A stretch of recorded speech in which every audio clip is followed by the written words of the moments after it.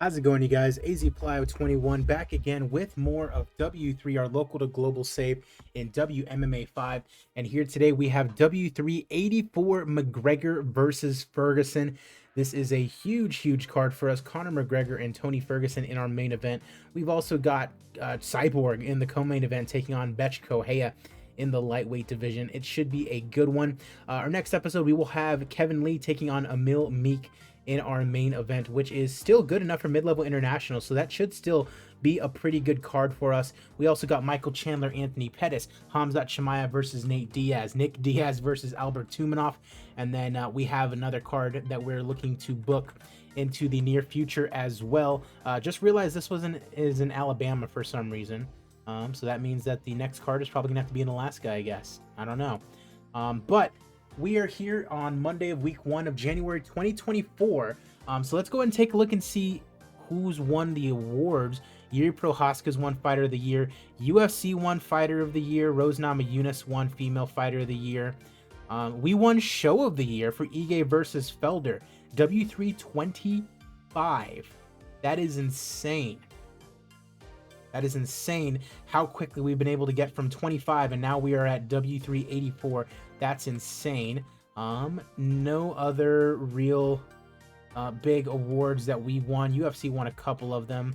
Team of the Year, Upset of the Year is at W3, where Ike Villanueva got a surprise win over Darren Costa. Worst Fight of the Year was not ours, so we are okay with that. Vasilevsky, High Level Regional, we don't care about that. Paulo Santos in PFL, High Level Regional. We'll go ahead and bring him in. Alrighty, Otman Azaitar, high-level regional. Alright, he wants to stay with the UFC. We'll see what he says now. Okay, perfect. Alright, ooh. I see a couple of fighters that I actually would like. Kanako Murata. Good female fighter either way. Let's see here. Let's just offer up some good money. Offer up some good money. Cheyenne Bees, I would definitely like to have high-level regional. Let's just go straight in 12,000. Because they're probably not going to offer that much, so we'll just go in for that. Let's see. Anybody else? Rebecca, high-level regional in Europe. Let's see. Perfect. We can get this guy as well. Anybody else that's worth taking a look at? Bontorin, maybe? No, not really. Kay Hansen. Yeah, I'll bring in Kay Hansen. Beautiful. Kay Hansen's more popular now for other reasons that have nothing to do with MMA, but you know, whatever. But yeah, so Conor McGregor and Tony Ferguson going at it today. We are currently at 14.7% low-level international. We need to get to 33% to get to mid-level international, so that means that we have to get about 18.3 percentage points. We got 5.7 last time, so that makes my estimation that we are about 4 or 5 fight cards away from getting to mid-level. That's perfectly fine. We can definitely do that. Let's go ahead and get going. Conor McGregor and Tony Ferguson. Let's get it on. Taking place in Nevada, of course. Las Vegas, the only fight place that is good enough for this one. McGregor only fight in W3 is a loss to Nate Diaz. Let's get it. Danny Sabatello and Juan Archuleta. Danny Sabatello actually wins in a poor fight, interestingly enough.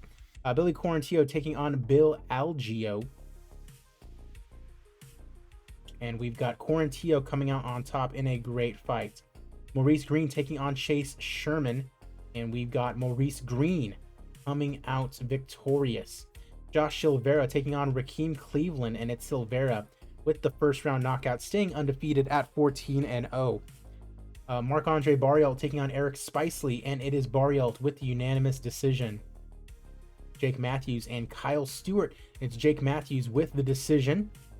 Nicely done. Moriel Charneski taking on Karis Goodson at lightweight, and it's a round 1 knockout for Charneski.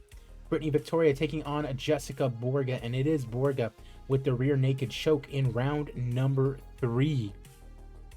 Simone Duarte, who missed weight, taking on Shanna Young. And it's Duarte in a fantastic fight getting the decision victory and not retiring despite being 40 years old. Mallory Martin taking on Melissa Martinez, and it's Martinez with the unanimous decision victory, staying undefeated at 11-0. Main card fights now as we have the Korean Zombie Chan Sung Jung taking on Edson Barbosa. This would be a great fight in real life as the Korean Zombie gets the decision victory over Edson Barbosa.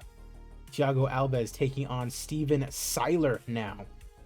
Steven Seiler having a pretty good time. Thiago Alves, a veteran of the Octagon, and it's Seiler with a knockout win in round number 2. Chris Weidman taking on Anthony Rumble Johnson, who, as I'm recording this, unfortunately, Rumble passed away today. So hopefully his family's doing okay. RIP to Rumble Johnson. But with that said, he does get a big TKO victory over Chris Weidman. Good little memory of him. Hopefully his family's doing okay. Just rest in peace to Rumble Johnson. Super I don't want to say random because I believe he was having some health issues, but just he was way too young, 38 years old. So that really sucks. RIP to Rumble Johnson. As we move into our next contest, Stamp Fairtex taking on Alexa Grasso. And Stamp Fairtex, 1 minute and 20 seconds is all she needs to get rid of Alexa Grasso. Big upset, but she gets it done. Co-main event time, Cyborg taking on Betch Correia in the lightweight division. Cyborg has a full 9 pounds over her. Wow. Okay, Betch Correia just beat Chris Cyborg via split decision. What just happened? Betch Correia. Okay, Cyborg just lost. Interesting. And that brings us to our main event. Conor McGregor taking on Tony El Cucuy Ferguson in the lightweight division. This is a fight that should have happened.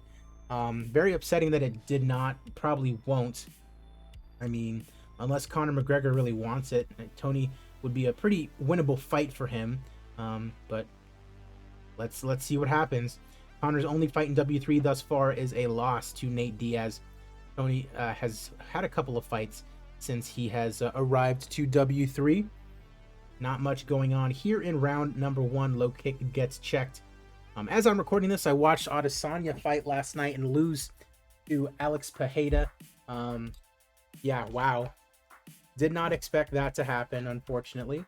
Big Adesanya fan, so I'm pretty upset, but these things happen, you know?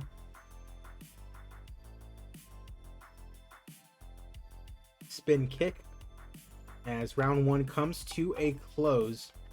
Round 1 done, and the crowd's really rocking. They're going to say that McGregor won that one.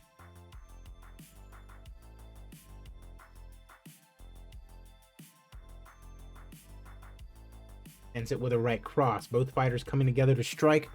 Left hook gets blocked. Coming forward to engage. Kick to the leg.